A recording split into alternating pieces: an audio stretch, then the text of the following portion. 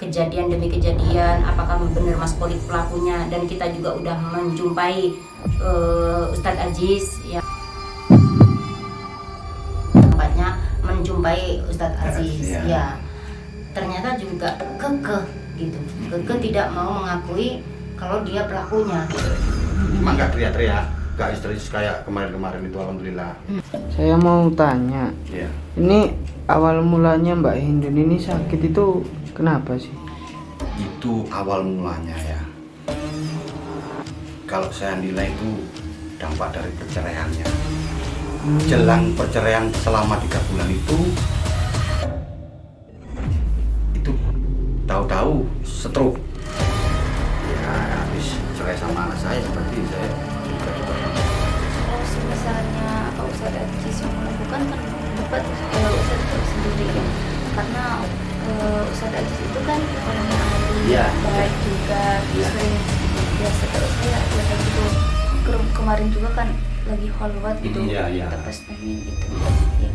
Mana mungkin gitu kalau kalau dalam pikiran saya Ustadz Aziz yang melakukan seperti itu. Tapi Mbak, jangan sembarangan loh, don't judge a book by its cover. Jangan melihat orang itu dari luarannya. Kalau misalnya sama lihat dari luarannya ya memang bagus, tapi lihat dalamnya. Kayak kapan hari itu kan ada yang Ustadz itu yang nyabuli santrinya. Ayo, dia punya pondok pesantren. Ayo. Pondok Pesantren Tahfidzul Quran Thoriqul Jannah Malang adalah lembaga pendidikan yang menyelenggarakan program pendidikan terpadu. Program utamanya yaitu tahfidz Al-Quran 30 juz bersanad, yaitu sanad Imam Hafiz. Yang kedua, tafakuh, memahami dan mendalami ajaran agama Islam. Dan yang ketiga yaitu ilmu hikmah, yaitu ilmu yang mempelajari tentang Al-Quran dan hadis serta untuk mendekatkan diri kepada Allah. Harta yang kita cari pagi, petang, siang, dan malam itu belum tentu kita nikmati. Maka salah satu investasi akhirat sampai ke alam barzah kita adalah pembangunan pondok pesantren. Di antaranya yang terpercaya pembangunan pondok pesantren Tahfidzul Quran Thoriqul Jannah Malang. Rekening wakafnya BNI 12100399714. Rekening BCA 12308265508. Atas nama Khalifah, pendiri Pondok Pesantren Tahfidzul Quran Thoriqul Jannah. Assalamualaikum warahmatullahi wabarakatuh. Untuk sahabat-sahabat Ulu dimanapun berada, alhamdulillah berjumpa lagi dengan Umi dan juga Mbak Devi beserta Mas Ryan. Dan di samping saya ada Ustadz Jabbar, sahabat. Saat ini saya ada di kediaman Mas Kolik. Mas Kolik ya. Alhamdulillah, kemarin setelah kita silaturahim dengan Mas Kolik untuk mencari tahu kejadian demi kejadian, apakah benar Mas Kolik pelakunya, dan kita juga udah menjumpai Ustadz Aziz ya. Ternyata sampai sekarang pun belum ada titik temu gitu kan. Maka dari itu saya menjumpai beliau lagi, datang langsung ke rumahnya. Tapi alhamdulillah posisinya Mbak Hindun ini agak tenang, dan Mas Kolik sendiri setelah dibacakan sholawat mansuk sama Gus Idris beliau juga bisa istirahat bisa istirahat, bisa tenang. Alhamdulillah sekarang beliau posisinya lagi istirahat, jadi saya sendiri tidak mau mengganggu. Mungkin maaf Ustadz ya. Saya kesini setelah dapat hasil dari kemarin datang dari sini itu, saya ke tempatnya menjumpai Ustadz Aziz ya. Ternyata juga kekeh gitu, kekeh tidak mau mengakui kalau dia pelakunya. Tapi saya melihat orangnya alim sekali juga Ustadz gitu kan. Maka dari situ bingung sebenarnya siapa sih pelaku dari semua ini, dalang dari semua ini. Dari situ saya putuskan ke sini, saya ingin menjenguk Mbak Hindun. Bagaimana situasinya? Tapi alhamdulillah posisinya udah agak tenang. Alhamdulillah Mi, karena setelah dapat masukan dari doa juga dari Gus Idris, alhamdulillah nggak teriak-teriak kayak dulu. Beberapa hari ini sudah agak agak tenang. Agak terus tenang ya. Nggak teriak-teriak, cuma memang penyakitnya stroke-nya itu masih kayak gini. Cuma nggak teriak-teriak, nggak histeris kayak kemarin-kemarin itu, alhamdulillah. Padahal asal mulanya Gus Idris, ketemu Gus Idris di awal mula itu Parah itu. langsung teriak-teriak kayak gitu. Iya, parah. Melawan, teriak-teriak. Memberontak ya. Memberontak, melawan, teriak-teriak sambil maki-maki. Tapi dengan kesabarannya Gus Idris, alhamdulillah sekarang nggak kayak kemarin, udah nggak ada teriak-teriaknya, udah Iya. tenang gitu loh. Jadi alhamdulillah berkat bantuannya Gus Idris. Ya. Sebelumnya Ustaz, Iya Mas. saya mau tanya, Ya. ini awal mulanya Mbak Hindun ini sakit itu kenapa sih? Itu awal mulanya ya. Kalau saya nilai itu dampak dari perceraiannya Dampak sama dari- Ustadz Ajis. Jelang perceraian selama 3 bulan itu depresi. Setelah depresi, tahu-tahu stroke. Stroke. Ya, stroke. Selang berapa bulan ada kesurupannya, ada marah-marah yang teriak-teriaknya, gitu Mas ceritanya itu. Jadi awalnya kayak gitu yang saya bimbing dia di rumah saya sana kan. Ini kan rumah ada anak saya kolik. Sebelum stroke itu apakah Mbak Hindun ini pernah mengalami gejala-gejala penyakit apa ataupun Oh apa ya gitu? benar itu. Nah, Pernah nggak? itu alhamdulillah anak saya sehat semua. Kolik masnya juga sehat. Indun ini sehat juga. Ceritanya habis perceraiannya dengan Ustadz Ajis itu jelang 3 bulan, dia mungkin depresi, stres, mungkin nggak kuat hatinya apa pikirannya, stroke. Selang berapa bulan lagi teriak-teriak kayak kesurupan gitu Mas ceritanya Mas. Jadi saya juga praduga juga prasangka sama mendiang ya habis cerai sama anak saya, berarti saya curiga juga sama Ustadz Ajis. Ini anak saya. Kasian ya. Iya Mas. Tapi alhamdulillah Mas, berkat bantuannya, doanya Ustadz Idris, Gus Idris ya. Iya. Kemarin kan melawan sama apanya, ngelawan sama Ustadz Idris juga, Ustadz Aris sama Ustadz Farhan juga ngelawan, sama Kolik juga ngelawan, sama semua orang ngelawan. Nah, jadi juga mungkin itu kena jin apa iblis ya, mungkin itu waktu itu. Terus mungkin sama Gus Idris dikasih doa-doa, akhirnya nggak terlalu marah-marah sekarang, nggak teriak-teriak. Alhamdulillah. Jadi saya juga mohon sama Umi juga, karena mohon bantuannya doa untuk anak saya gitu loh Mas. Iya Mas. Kalau boleh tanya nih Ya. Pak, bukannya mau lancang ya? Hmm. Kalau sebelumnya cerai itu mungkinkah ada konflik-konflik apa dengan sang suami gitu? Itu ya, karena anak saya ini di tempat tinggalnya itu di Ustadz Idris, saya cuma dapat cerita dari anak saya aja. Ya, dari anak saya Indun, pulang tahu-tahu ada kekerasan, ada cekcok lah waktu itu. Indun nggak terima waktu itu, cekcok apa nggak tahu, yang penting Indun nggak mau terus sama Ustadz Ajis gitu. Akhirnya saya tembusin lah, nah tak suruh ke rumah perjelas, akhirnya cerai. Jadi Iya. yang menceraikan itu dari pihak laki-lakinya atau pihak perempuannya? Itu dari kejadian itu saya ngomong gitu, Ustadz Ajis itu mengiyakan ya, memang nggak bisa ada jalan tengahnya, titik temunya untuk damai waktu itu, cekcok panas gitu loh Mbak. Jadi ya udahlah, saya ceraikan, ya udah bikin surat kan gitu. Jadi yang minta untuk Ya, anak bercerainya saya. dari pihak perempuannya, Ya, terus yang laki-lakinya Ustadz Ajis itu Iya, mengiyakan. mengamini Oh. ya gitu. Dan itu Ustadz Ajisnya Iya. menerima atau menerima baik-baik aja atau gimana? Jadi pertama nggak menerima Mbak, nggak menerima karena ingin mempertahankan. Tapi nggak tahu sama-sama marahnya. Padahal sebenarnya Ustadz Ajis itu nggak marah. Anak saya juga nggak marah. Waktu itu kok pecah, marah, cekcok, keras-keras lah pokoknya. Jadi saya juga ngomong, ya udah kalau nggak bisa dipertahankan dengan cara damai, Sekarang anak saya Indun, saya juga mencintai anak saya, tapi saya juga nggak mengiyakan, nggak mengaminin kamu perceraian, kamu yang jalanin kan gitu. Terserah anak saya Indun. Indun waktu itu ngotot, nggak bisa.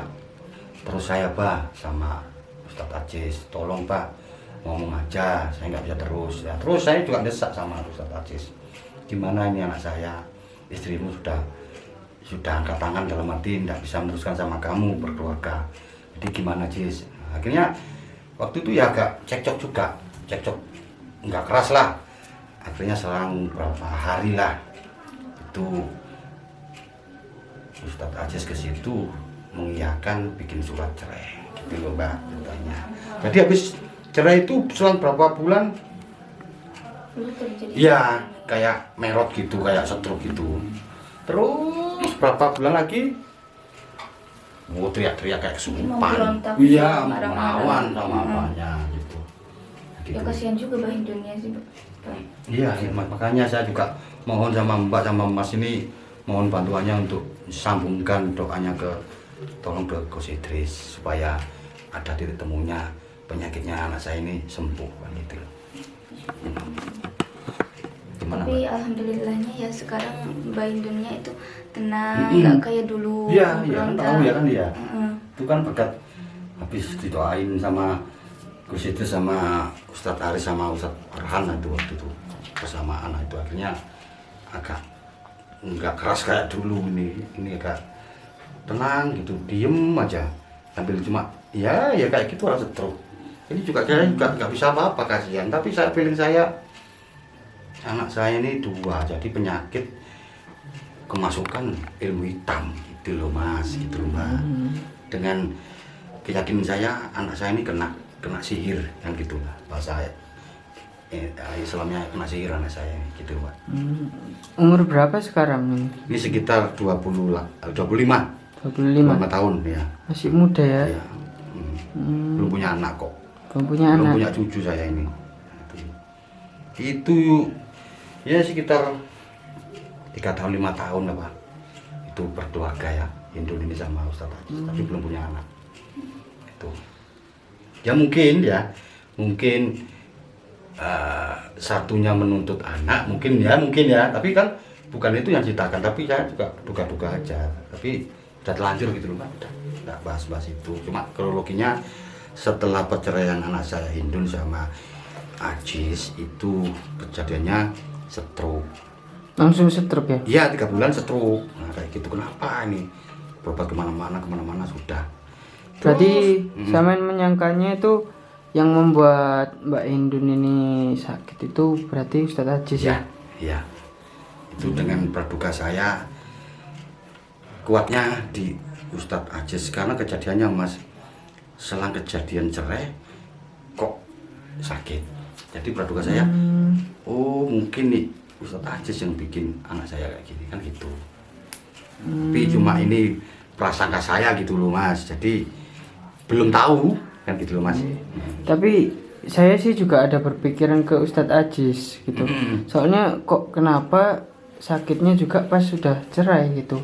Apakah mungkin Ustadz Ajisnya sakit hati, terus makanya dia ingin membuat Mbak Indun ini sakit gitu.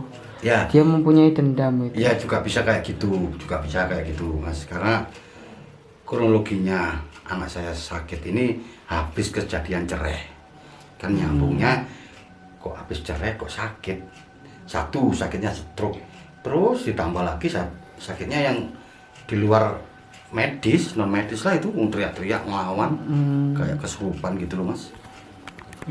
Tapi ya Pak.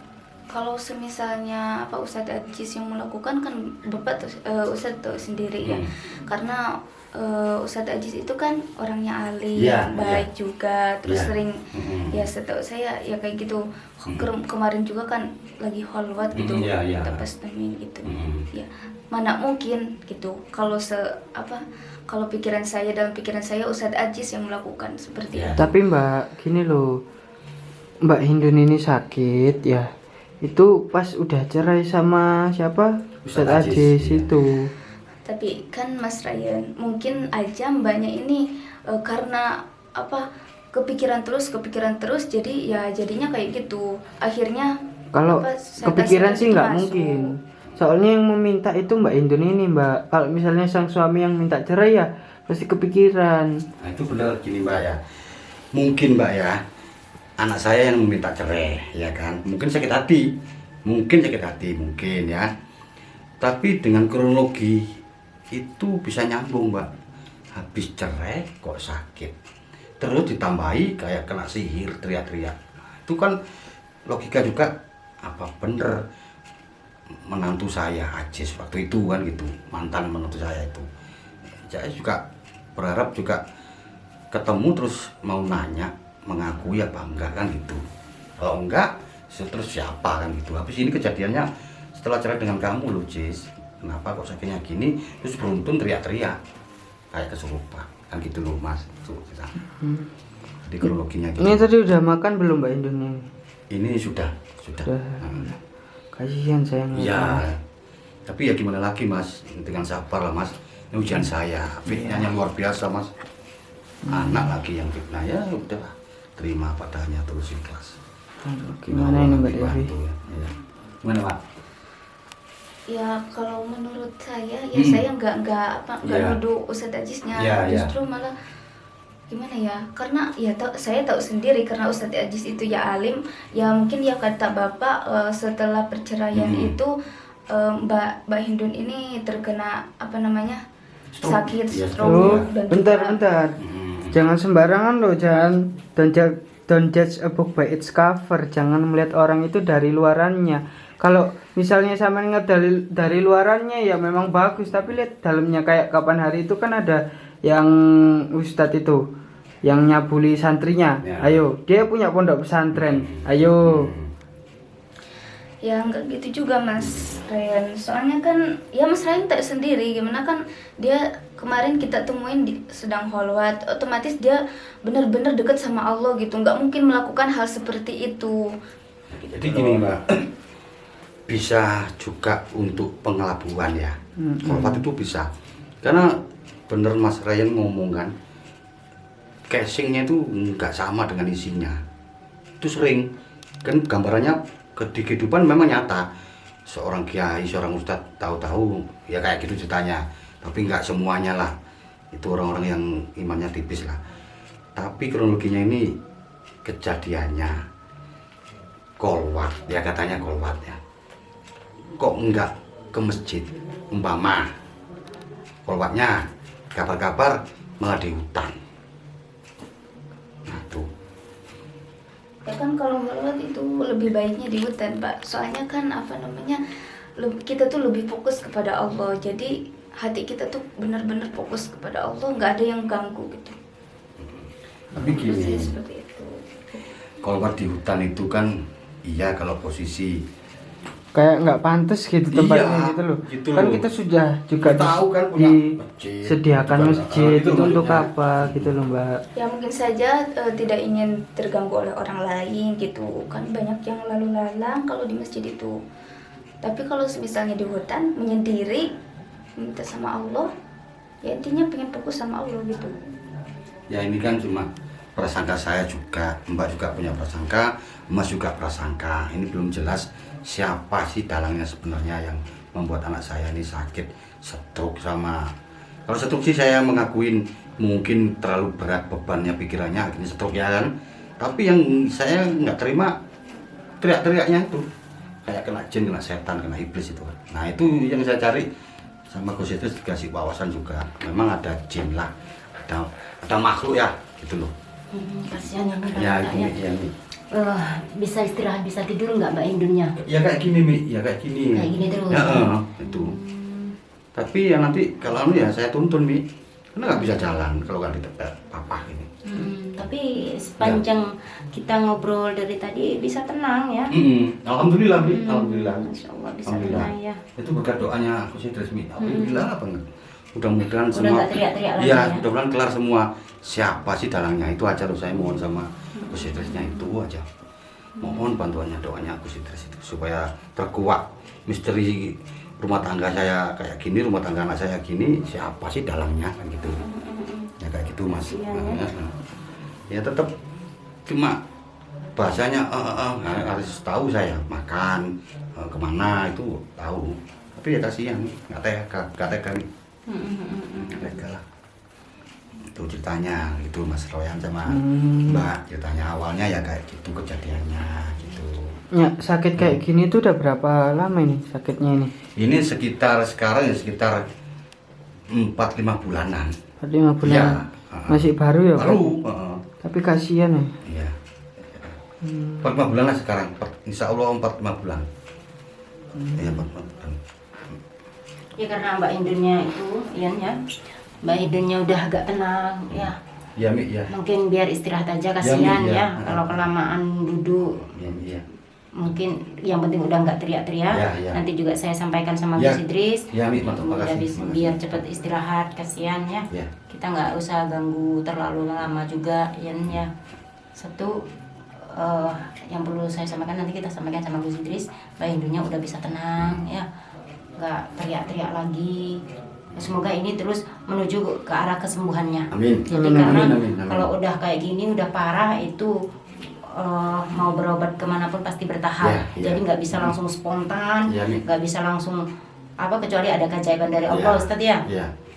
Kalau kayak gini memang butuh waktu lah, butuh waktu.